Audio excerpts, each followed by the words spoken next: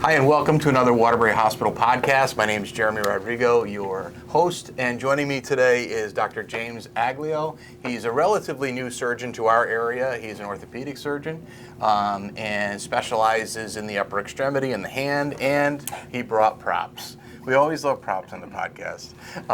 Dr. Aglio, thank you for joining today. Thanks for having me. I appreciate it, Jeremy. So tell me a little bit about where you did your training, where you came from, and how you arrived here at Waterbury. So I'm from Connecticut originally. I'm from Berlin, which is not too far outside of Hartford, but did my medical school training at UConn, so stayed local, which was nice. And I went up to Syracuse, New York for my residency for 5 years in orthopedic surgery. Then I took a year to specialize in hand, wrist, upper extremity, some soft tissue procedures down in Miami. Okay. And now I'm back here, so it feels good to be back. I've been it's nice and cold. It is a little bit colder than Miami, but let me tell you, all my family's here, and it feels like home. So that's awesome. And you're out of the office with Dr. Carlson, Dr. Kaplan? Yes, we're in Middlebury, 1579 Street Turnpike with Active Orthopedics, but we actually started up a new hand and upper extremity clinic here at the hospital.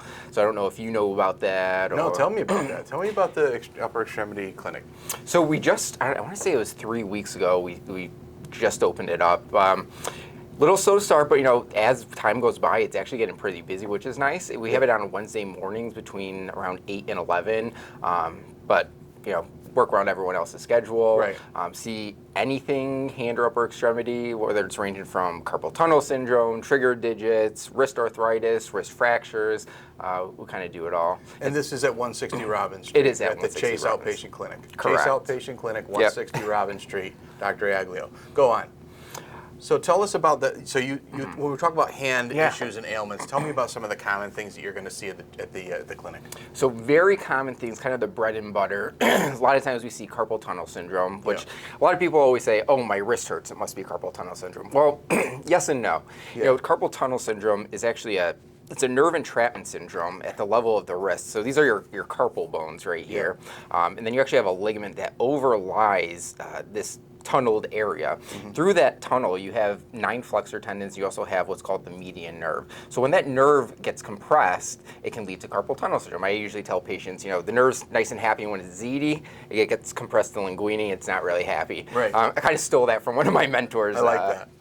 But anyway, when that nerve gets compressed, classic presentation, numbness, tingling, thumb, index, middle, and actually this part of the ring finger.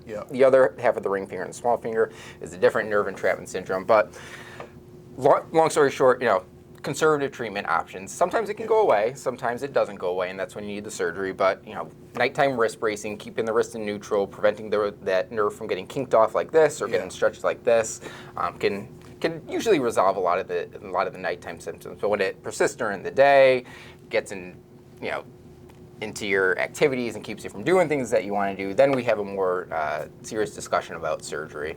And honestly, it's about a 10-minute procedure, small incision. Sometimes we do it with a little camera right here, quick recovery. My post-op protocol is usually after about 2 weeks, we get the sutures out, get you moving, get you back to doing what you want to do. So it's really a quick thing. And I think it's pretty quick, and it's relatively low risk. Don't get me wrong. There's risks with any surgery, but I think it's one of those surgeries I really like doing because patients typically get really great satisfaction from it, and get people doing what they want to do again. That's awesome. And so we're in Waterbury, and we're a working community. A lot of people in Waterbury work with their hands, and are subject to hand injuries and things like that. So tell me about some of those things. So if somebody comes in with a hand injury, I think they want to know about their livelihood, right? So how do we make the assessment that we're going to do this, and then if this doesn't work, we're going to do that, and then maybe we end with surgery. So I think people assume when they're going to visit a surgeon, they're getting surgery. No, that's not always the case. No, at least in my hands, that's not always the case. There are a lot of, like I was saying before, a lot of things can be treated non-operatively. And I think it's a success if you treat something non-operatively, because that means you don't have to put someone under surgery, and a lot of people don't even want surgery. Right. But in terms of the injuries, the mechanism actually plays a big role in kind of determining the potential treatment treatment options. So, a laceration, a cut, it's a clean slice, not too much tissue damage. We get x-rays to look to see if it goes into the bone. For the most part, it's soft tissue, but then you have to ask yourself, well, how deep does that laceration go down? Is it through the skin and the subcutaneous tissues? Does it go down to the level of the flexor tendons, if we're talking about this side of the finger? Does it cut the nerves and the arteries? Right. And again, depending upon how deep, that cut goes, will kind of dictate, one, if you need surgical treatment, and two, how you will fare in the future.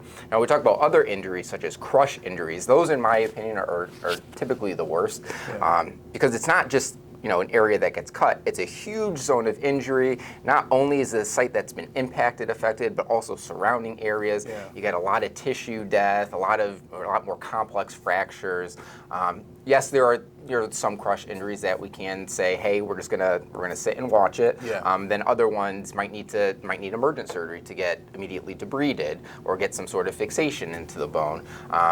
So again, it really depends on what the kind of mechanism is of the injury. And that's interesting because one of the things Dr. Aglio does is you take trauma call for our for our emergency room. So of course, a lot of people with injuries that occur come in through our emergency room either by ambulance or by private car, and then you're always available to take call and determine whether or not you should come in now or the patient should be somehow temporized is like that. And then you'll see them, when the swelling goes down or in the office later or whatever. Those things are all kind of worked out. Correct. So if you find yourself coming into the emergency room with a hand injury or something like that, somebody like Dr. Aglio will be consulted. They may not have to come in right away, but you may end up seeing them. Yeah. So tell us about when somebody comes into your office and you're going to make an examination and you're going to try to make the determination if it's surgery, what can they expect from you? Like, okay, we're going to do surgery and here's how we're going to proceed and here's what's going to happen day of surgery and here's what your follow-up could be like. So again, it kind of depends upon what the patient is coming in for, what the potential surgery would be, but like I said before, and I'll say it a million times, a lot of things I like to first start treating non-operatively. So unless you've had, a carpal tunnel syndrome for years and you have severe symptoms that don't go away, or you have such significant wrist arthritis that you've tried, physical therapy, anti-inflammatories, bracing. Say you've exhausted kind of the gamut of things out there and we start to talk about surgery. One, I go into what the surgery entails. So if we're talking about wrist arthritis, if you need a wrist fusion, there are, first of all, different types of wrist fusions. There's partial and total, but we'll keep it generic and call it a fusion. What I basically say is, listen, the goal of the surgery is to take away your pain, because that's typically what affects people with painful arthritis. The goal isn't to get your range of motion back, because the surgery that we're doing is we're fusing your wrist. So it's like stealing from Peter to pay Paul, right? Yeah. So you're getting rid of the motion, but you're giving them significant pain relief. Some people might say, listen, that's not for me. I don't want that.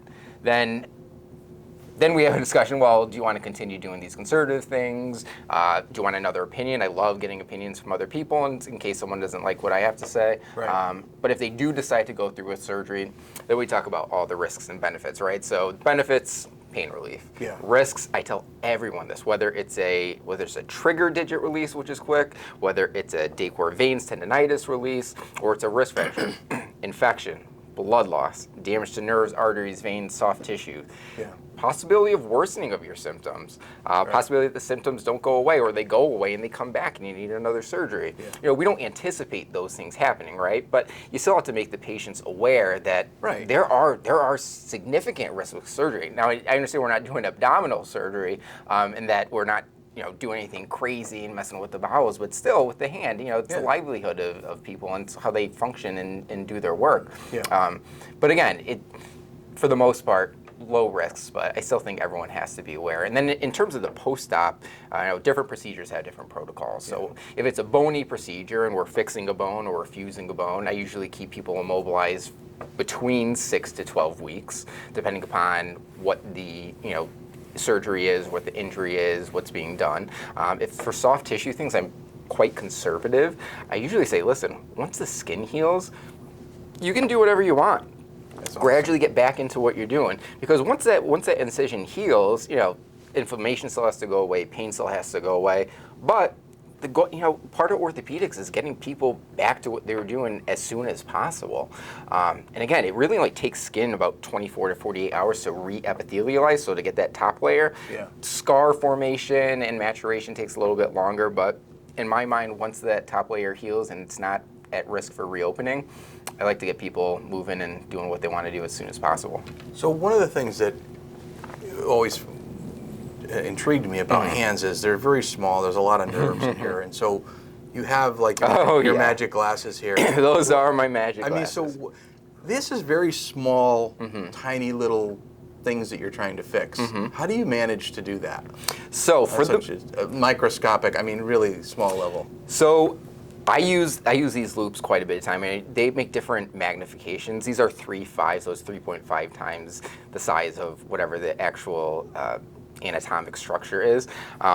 I also have a little light because it makes it kind of nice to see. Yeah. But especially when fixing these small structures, it's imperative that you have a good understanding of what's going on. And when we're using really tiny sutures, you need these glasses.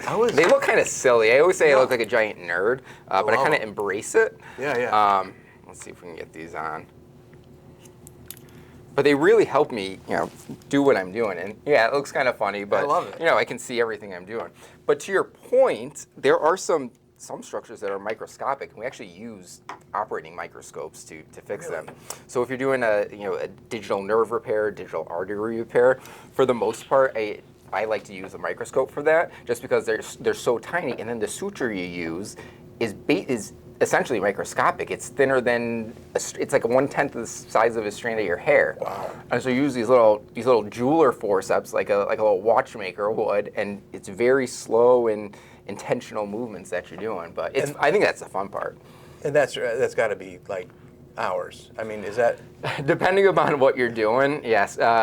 Artery, digital artery repairs, those can take a long time because, again, it's not like, you just put the two ends together. No, you have to make sure, one, it's a watertight seal, and two, that your body's not going to clot off that, what we call the anastomosis, or the bringing of the vessels together. And so sometimes it can take a very long time. Sometimes it goes perfectly, and you're like, wow, this is awesome. But then you still have to keep a close eye on those patients afterward because you don't know what 1 or 2 days later, the artery could fail, the vein could fail, and you don't know unless you keep a close eye on them. So you're in the middle of surgery and you're standing there for... we sit as hand surgeons. All right. Okay. Do you have like a throne or something you sit on, or no? I like the really low quality stool, and it's kind of a joke in the OR because there are really nice stools that have backs, but I don't want that. I don't want the nice stool. So you said that's a little bit better. So you're not on your feet all day. Oh yeah. Okay, good. Well, I didn't know. So let's talk about trigger finger real quick, because I know that's something that's common. So where does that affect, and what does it mean, first of all? So it's kind of what it sounds like. It's when your finger kind of clicks and locks and gets stuck in this kind of trigger-esque position. Yeah. And then some people, can move it on their own. Other people can get locked in this position and have to forcibly extend the finger. It can be very painful. Where the pathology occurs is actually at this level in the palm. So we have 2 different flexor tendons that go to each finger. We have a superficial one that attaches here and allows us to bend at this joint, called the PIP joint. And we have another deeper one that comes and inserts up here that allows us to flex at our DIP joint.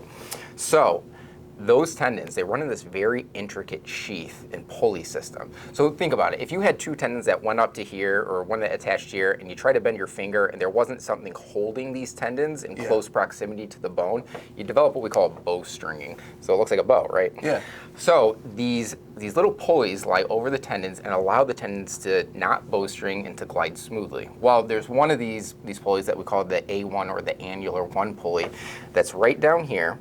And it can get inflamed. Either that gets inflamed, the tendons get inflamed, and every time the tendons go back and forth, they can get caught. So sometimes there's a little swelling in the tendon. When you bend down, that little swelling in the tendon gets caught here, and that's why you have to forcibly extend and get it to pop. And a lot of the times, it's not pain here, or the finger. A lot of people present with pain just right here. And sometimes people don't even have the clicking and locking. Some people just say, it is killing me right here. Conservative things you can do for that, as corticosteroid injection to alleviate some inflammation. A couple weeks later, it's like, wow, that really worked. Yeah. That was nice. So a friend of mine just went to you and he says his finger feels great. Yeah, it's nice when a little steroid goes a long way. That's awesome. So let's go back to the Chase Clinic. Yeah. The Chase Outpatient Clinic is what days of the week are you there? So I'm there on Wednesdays. We start seeing patients at around 8 o'clock, and then we'll go up to 11:30, I want to say. And, all you have to do is call, basically, and sometimes referrals get put in from the emergency department, but Right. I feel like people can just call the line and say, hey, I need an appointment in the hand clinic. Yeah, so the Chase Outpatient Clinic is at 160 Robbins Street. It's right behind the hospital, and Dr. Aglio is there every Wednesday.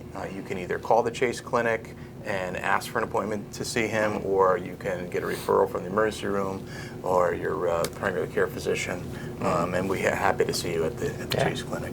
Thank you so much for joining today. Hey, We really appreciate appreciate you coming and bringing props. We love the props.